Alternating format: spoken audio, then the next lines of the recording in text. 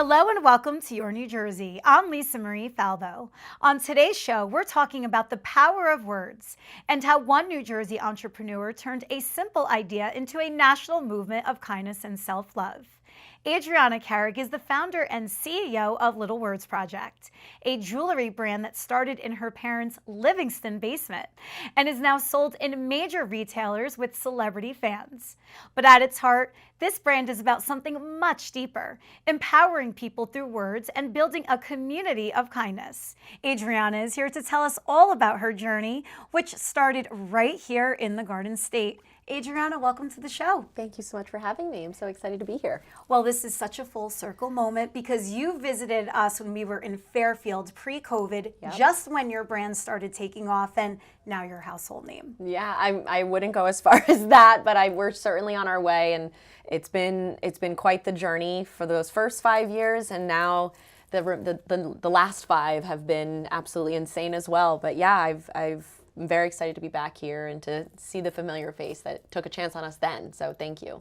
Well, I want our viewers to know your story from the beginning because it truly is one of the great entrepreneur success stories. Thank you. Well, yeah, my journey started like all great entrepreneurship stories do, which is in my parents' basement, where I used to make versions of these bracelets for myself. When I was growing up, I dealt with a lot of negativity. I was bullied from a young age, and I really needed to create these positive affirmations that I could look right down at my wrist and see and help me get through those difficult moments. And so that's kind of the impetus for why I started the brand. And then I went to college and I joined a sorority, and I saw that girls, when they are kind to one another, can really do great things and lift each other up and get places, right? And so I found real sisterhood there, and I created a batch of bracelets for them, and we started this sisterhood bracelet concept there. And I graduated, I saw they were still into it, they were still doing it, and so I thought, you know, a year out of graduation, in 2013, I thought to myself, why couldn't this be a sisterhood bracelets for the masses? And that's kind of what Little Words Project became. And you were originally going to school to be a lawyer. I was an English major in college with the intention of going to law school. I had actually just taken the LSAT for the second time in October before the November that I launched the brand. And so I was kind of doing both in tandem, studying and launching and kind of getting, you know, thinking, listen, if I get great scores and it tells me I can get into Harvard, then I'll go. If not, then I'm just going to stay this course. I did not get Harvard scores. And I'm very happy that things worked out as they did, because I believe that I was meant to do this and meant to bring this product to the world. Of course. So 2013, social media was around, Instagram, it was the beginnings of all of that. Yep. How did social media help build your brand? It was very new, and we were one of the only and probably the first brands to show the behind the scenes journey of building a brand. I say we, but it was me, myself, and my mom and dad as my early interns, if you will. And I shared all of the experience, start to finish, from coming up with the concept to coming up with the name to finding a lawyer to finding an accountant. I mean, just really all of the process. So that was one way that we kind of built an early community. And then beyond that, I mean, at launch, you know, I had 60 plus sorority women share the link on their Facebook pages, and within a month we were profitable because of that. So I really credit social media to helping grow the early days of the business, for sure. And what you just said is so smart. You weren't trying to be your own accountant or your own lawyer. Correct. You outsourced all of that so you could focus on what you love. Yeah, and I would probably say that's still how I try to lead. I don't know everything. I actually know very little when it comes to, or naturally knew very little when it comes to starting a business or building a business, and especially now scaling that business. And so I often look to others for their expertise and their guidance, and just to hire team members that are better than I am in these departments, and kind of really sit back and say, all right, you got this, you know. Exactly. And building a team, I think, is one of the hardest parts of being a business owner and scaling that business. But it's something that I feel really proud of, because even though I've gotten it wrong plenty of times, I also got it right a whole lot more, and that's evidenced in just the incredible team that I do have now. So you were profitable a month in. Yeah. How did you scale, though, to be worldwide? Oh my gosh. Well, we're not quite worldwide yet. We are sold across the world in different spots, but that's still a goal of mine, is to be truly international, have brick and mortar in other countries and things like that. But until that time, it has been a growth, right? I mean, it's been 12 years in business now officially.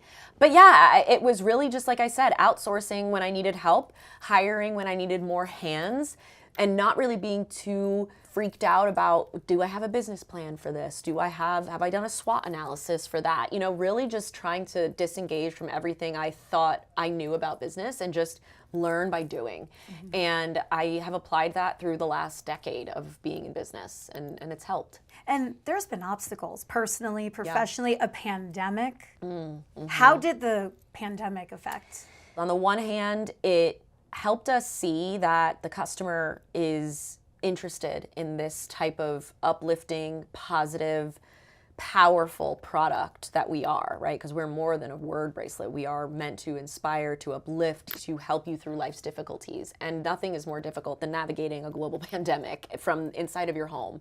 So we actually saw a decent lift in sales during that time, but stress-wise and how it really left me feeling fearful for the future, and not just for the brand, but like the world. Like, it was just a really stressful time to be a business owner and to not only think about myself, but my team, which I'm very happy to say we did not have to furlough anyone. We did not have to let anyone go. We were able to keep that scale.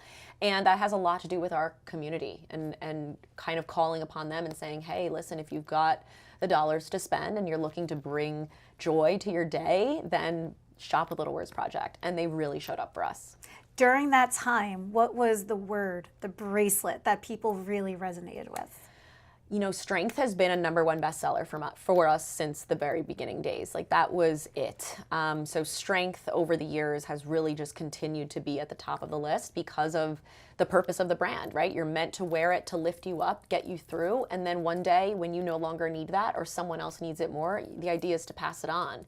And so that's the easiest word to get, you know, your feet wet with Little Words Project, right? Is you buy a strength, you let it help you through the inevitable difficulty you will face, and then one day pass it forward. So I think strength stayed one of the top. Believe is also a top. It's also my favorite word. Trust has been popping over the years. And then, of course, our customization. You know, we allow people to make any word, any name, anything they want on a bracelet as long as it's kind. And we found that we have 50% of our customer base is purchasing for custom. They are buying something that has something that matters to them. And so that's interesting always to see, and shows that customers are really trying to find things that they connect with and not just buy to buy. And are they buying for themselves, or are they buying to give away? That's also 50-50, which has also been kind of cool to see in our post-purchasing surveys, really understanding the customer thoughts and what is it that makes them tick, what is it that they're coming to Little Words Project for. And it's, if you're not buying for yourself, you're buying for a gift. We have people tell us that we are their go-to gift company. When people ask, you know, who's your demographic, I always just say, like, women of all ages, young, middle, all ages. You know, we have granddaughters wearing it with their moms to match their grandmas, and like, it's across the gamut, and it's a beautiful thing to see how intergenerational this brand has become. Well, I think you really exploded 2 summers ago when all the rage was the friendship bracelet during the Eras tour and Taylor Swift. How did you catch wind of all of that? Well, I, like everybody else, you know, heard the song lyric. I got excited because I was like, oh my gosh, you know, she's speaking to us and to what we have created, and also what we've been doing as young women for the, you know, since the dawn of time. Like, I didn't invent the friendship bracelet. I know that. I was making them for myself when I was a kid. As most young women did in that day, and still to this day, obviously. But what she did in highlighting it and in getting her community so excited about it was, I think, prove the concept of wearing something and then passing it on and paying it forward and trading it, and seeing the Swifties get so excited about that, and then seeing how excited they were about our product. Like, we were just a natural fit, you know? It's like, imagine owning a mask company before a global pandemic, right? Like, that's kind of the experience that it was, in that we had a brand that was all about what people were making themselves, and we found a customer in their community that loved us. But we also were able to do that without alienating an entire customer base that isn't necessarily a Swiftie either. Yeah. So again, it was a nice lift in eyeballs to the friendship bracelet. Honestly, it got media attention more than anything else that we were able to kind of like ride on a little bit. But besides that, it didn't negatively affect our business in any way, other than maybe now there's more like men who just think that this is a Swiftie product, but the real ones know. And I'm a huge fan of her myself. And the last thing I'll say about the Taylor thing was when Lance Bass. Well, I was going to say Taylor Swift is one thing, but NSYNC, talking about your brand and sharing bracelets on the VMA stage, that's a whole other level for me. Anyway. I love that you remember that, because that was what did it for us, and that's why we felt like we had the validity behind the Taylor Swift connection, and it is because on that VMA stage in 2023. Lance Bass handed Taylor a stack of bracelets, and she said, "Thank you for the friendship bracelets." And that was very much so how we can honestly say that she wears the product, she has the product, she loves the product, and that's enough, right? And just the Lance of it all. I mean, as a millennial girl myself, I grew up loving Lance and the whole gang of NSYNC, and it's been a pinch me to have such a fan in him. What did her bracelets say? Okay, so they said fearless. They said her favorite NSYNC song. Yes. So we had a little collection up, actually, of the bracelets that she wore or that she was given. We still have a friendship collection up on our site. So if people who are looking for the words that she specifically has, we do have them available. And in general, all of our bracelets are so tailor-coded because it is all about uplifting and empowerment and kindness. And she does embody all of that. And like me, she was bullied in the Northeast. So we have a lot of parallels, minus the global superstar. And she vacationed down the Jersey Shore. There you go. Right? There you go. And she was an Eagles fan. Now she's maybe not. Are you an Eagles fan? I am an Eagles fan. Oh, I'm sorry. My husband, I know. He's from South Jersey. No. Okay. I'm Eagles by association. Yeah. Don't hate You're me. talking to a suffering Giants I know. fan. Do you do NFL bracelets? We don't yet. It is on the horizon, as are most of our sports teams. We are very interested in exploring the world of not only sports, but women's sports and focusing on women in sports. We have a lot of really exciting things coming up around that. But really our brand is just such a perfect fit for community-based things. Anything that has a community wants for a community friendship bracelet, right? Like the same way that my sorority, these became our sisterhood bracelets, so could a Girl Scout troop, so could a local TV studio, so could, anything that has like a sports team, anything that has a community component. These bracelets really help to enliven that community and just breed that true connection of kindness, and imagine just sharing them amongst yourselves as the opportunities arise. It's a beautiful way to engage with the brand.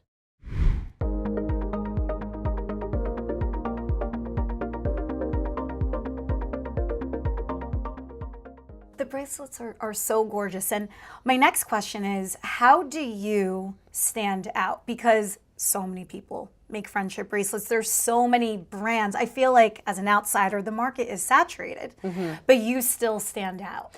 Why do you think you do?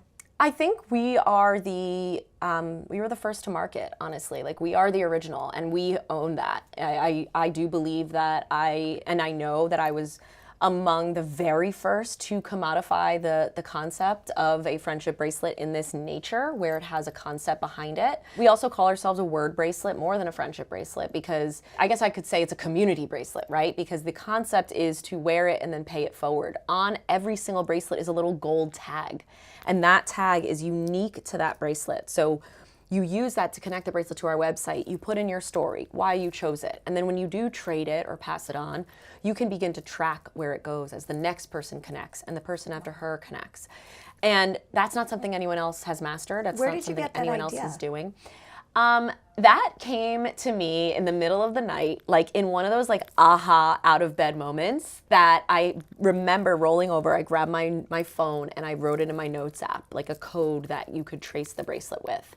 And that was in the early days. And the second I thought of that idea, I knew that I could turn it into a concept, a viable business.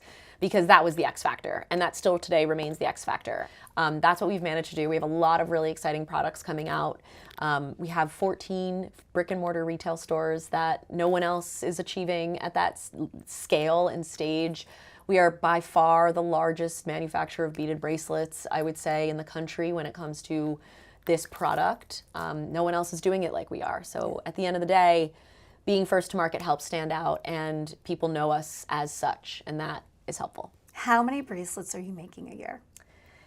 I don't have the exact number. My husband, who's our president and has all those details, would be able to give us a real number, but it's over 1 million, yeah, at this point. And is every story registered to the website? No. Oh my gosh. I wish people would get it and just do it, because I have to sometimes beg certain customers to like understand that point. And also for us, it's like a, if you know, you know, because we don't really scream it from the rooftops. Like it's definitely something you have to like get in to understand, and then you go deeper and you keep exploring the brand and you learn, which I do love that component too. But we do have a good chunk of people who do connect them, but it's probably like 25% of the total overall purchase of the product. That's okay to me, because it's the like community within the community that really understands that we're more than just a bracelet to put your children's name on. You can do that and always have a strength on you, right? Always have a believe on you, so that when you do meet that person, you can hand the thing right off your wrist. And that connection that is happening in real life does so much more for our soul than anyone realizes. And when people do actually connect and share their bracelets, we've done some surveying and we've found that 100% of them marked that they would do it again, because that's how special it is. So the ones who know, and they love it, and it makes for just a really beautiful gift too, because it's got that story behind it. It's like this gift that keeps on giving. Those are your VIPs. So you talk about your brick and mortar. You have a very exciting grand opening coming up. I do. We are very excited to be opening at the Short Hills Mall, which I haven't even really officially announced anywhere. You might be breaking it. There's a chance. But this is such a dream come true. When I tell you, you know, I grew up visiting this mall. Of course, obviously. Livingston, East Hanover, that's our mall. That's the mall. And you would walk and you always feel underdressed when you're at the Short Hills Mall, and you're always like, oh, do I look crazy for this? But I still go that way because I'm me to a fault. Just seeing myself up there, knowing how many times I've walked those halls and how many of the people I grew up with that maybe, you know, didn't treat me so kindly are walking those halls, and you know, who have maybe since changed and are excited for me too. Like it's a very cool feeling. I cannot wait. It's going to be a fun party, obviously, to celebrate this major full circle moment. I can't wait. I will be there with my daughter, Liana. I can't wait. And speaking of kids, I mean, I feel like I have so much in common with you. We do. Just between the business, the trajectory, you know, and now the kids. The kids. Tell us about your family. Thank you. Yeah, I love the family question. I don't think it's possible to do one of these interviews without acknowledging how important they are, but also how difficult it makes this job. It's even harder when you have babies. I know you and I have children the same age, so I have almost a 2-year-old, almost a 4-year-old. And it's just no joke. Like, it's almost insane how you're not really warned at just how hard it is to be a mom and a successful career woman at the same time.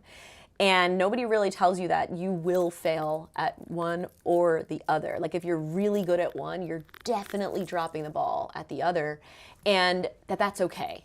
And so for me, I just really try to lead by our 2025 word of the year is grace at Little Words Project. We actually have a bracelet that has a little 2025 tag attached to it, word of the year. So we're very excited about this new initiative. But grace, I mean, that was my choice because I feel like that's how I have to live. I have to give myself grace, or else I will never come out of a dark hole of just feeling like not enough, because you just never feel like you're enough in any one department if you're working or if you're with your kids. So for me, it's, you know, I try to lead both my home life and my work life with a lot of grace for myself, for my kids, for my team. So my family is a beautiful, growing family, but it's one that, you know, certainly makes for the business owner side to be a little bit harder. But they're together. Yeah, they're together. You're running everything at the same time. And we were talking off camera. Thank God we started our businesses when we were young, single, living with our parents, because there is no possible way. It's possible. but it's really hard. And if you can get your head wrapped around that and around the fact that to do it, you'll have to invest in yourself by way of investing in someone to come help you with your kids. Like that's okay, right? If you've got that ability, that's okay. Mm-hmm. And so many people will shame me to this day of having a nanny or having my mom or having someone there.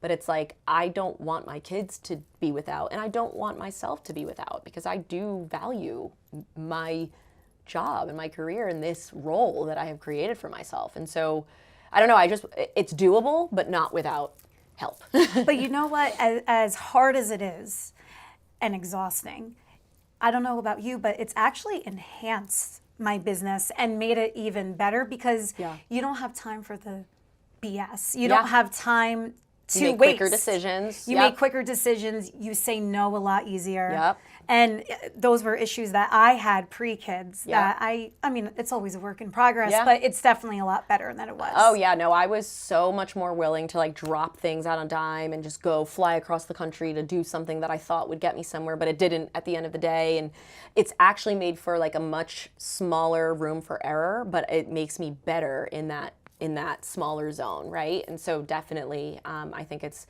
only enhanced my ability to lead. I didn't have a business plan. This same thing. I was just like, all right, I'm making this decision. Let's go. Yes. And it's not for the faint of heart, but it is the best thing ever. Is. And you are testimony to that. Thank you. Adriana, this was so much fun. I'm you. so happy that you were here. Me too. Where can people find out more about you and to get a bracelet?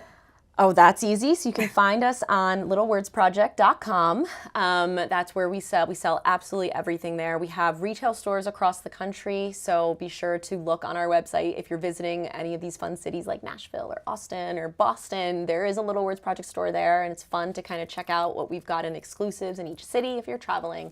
If you're local, we have our Pier Village store down in Long Branch, New Jersey. We've got Short Hills coming. Can't wait for that. We've got our store on Bleecker Street in Manhattan, which is a fun little day trip. And then you can find us on Instagram, on social. We show all the behind the scenes, and TikTok, where we do TikTok lives, but it's just at Little Words Project. And if you're interested in following me, it's at Adriana Carrig on both platforms, where I share a lot of that life of motherhood, business owning, and all the fun stuff in between. You definitely keep it real. Thank You're you. on a business call. Breastfeeding on the other hand, and I'm like, oh look, there's me. But you have the confidence to put that out there. I do not. You totally could. I live vicariously. I'll tell you what, that when I post things about the motherhood and work of it all, and the breastfeeding really, really rubs people a certain way, which I understand. Isn't right? it crazy how polarizing breastfeeding is? That's the unfortunate part, and that's why I share, because I want people to see that it's okay. Especially, I just feel for those moms out there who feel genuinely like it's not possible. But if you start to condition the world to believe that women are superheroes and women have superpowers when they have that motherly instinct, when they have, I mean, even just the life force of milk being produced from your body, like, believe it or not, actually does, in my opinion, change the energy center of your body and your decision-making skills. And like, I don't know, I just think we should be relishing that as a society. And I'm proud to be someone that speaks on that and shares my journey. I almost miss breastfeeding now. I really felt like it's so invigorating. It is. As you know, oh, right? Because it's the your best. little one won't let you stop. I don't know if I'm ever going to miss it, because I can't imagine Joey stopping. So on that note, thank you so much. That's the best way to end this. Thank you. Thank you so much. Of course. Thank you for joining me on another episode of Your New Jersey. I'm Lisa Marie Falbo. We'll see you back here next week.